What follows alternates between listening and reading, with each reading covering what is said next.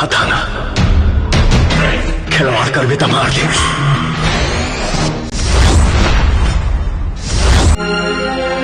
हमरा तोहरा बीच में ही मंदिर कहां से आ गई?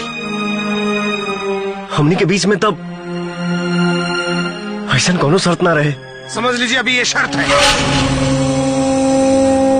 हम अपने बेटी की खुशी की खातिर पूरे समाज से बगावत कर रहे हैं और आप लोग हमारे बेटी की खुशी की खातिर ये शिव मंदिर नहीं तोड़ सकते। हमने थोड़ी कहा है धर्मा को धर्म परिवर्तन कर लो। रफीक जी,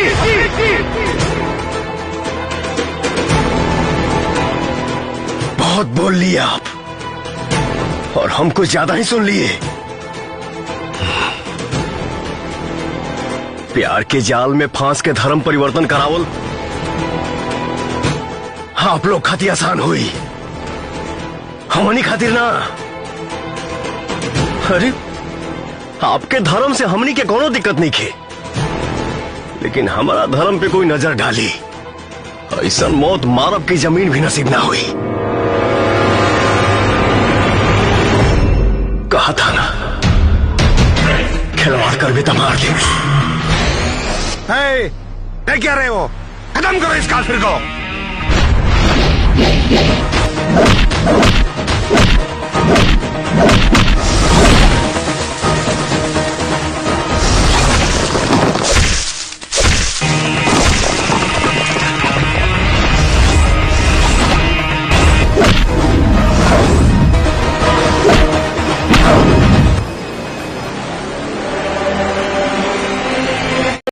मुझे मंदिर के नीचे का खजाना चाहिए, नीचे का। मुझे मुझे मुझे मुझे मंदिर से कुछ लेना देना नहीं। मुझे मुझे खजाना चाहिए। मंदिर तोड़े बगैर खजाना नहीं मिलेगा। मुझे मुझे छोड़ो। अगर तोरा कुछ रहित ताते तोड़े देते का? तोड़ने देते। समझ में नहीं क्या होते सारे के कहां कहां मारी, कितना मारी, कैसे मारी। मुझे जान से मत मारो, मुझे छोड़ दो।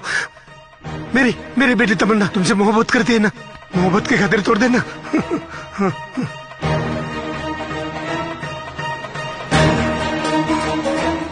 मोहब्बत